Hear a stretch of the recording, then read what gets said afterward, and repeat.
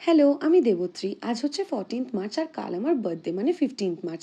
তাই ভাবলাম আজকে একটু ঘরটা সাজিয়ে নিই। সকালে উঠেই প্রথমে বেডশিটটা চেঞ্জ করে নিলাম, একটা হোয়াইট এমব্রয়ডারি বেডশিট পাতলাম। এটা আমার খুব প্রিয়, লাস্ট টাইম বাড়ি থেকে আসার আগে মা কিনে দিয়েছিল। তাই এটার সাথে একটা আলাদা ফিলিং জড়ানো আছে। তারপর মেশিনে কিছু জামা কাপড় ধুতে দিলাম আর লিভিং রুমেও ছোট্ট ছোট্ট জিনিস চেঞ্জ করে ঘরটা একটু সাজিয়ে নিলাম। জন্মদিন মানে তো নিজের পছন্দের জিনিসগুলো একটু বেশি করে করা। তারপর খেয়ে নিলাম মর্নিং ড্রিঙ্ক, ওই জিরে মৌরি আর জোয়ানের জল।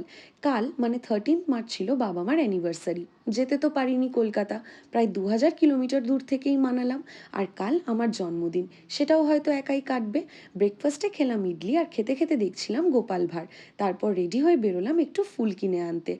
বলতে পারো জন্মদিনে নিজেকে দেওয়া একটা ছোট্ট গিফট। আমার পছন্দের ফুল নিয়ে এসে ফুলদানিতে সাজিয়ে রাখলাম।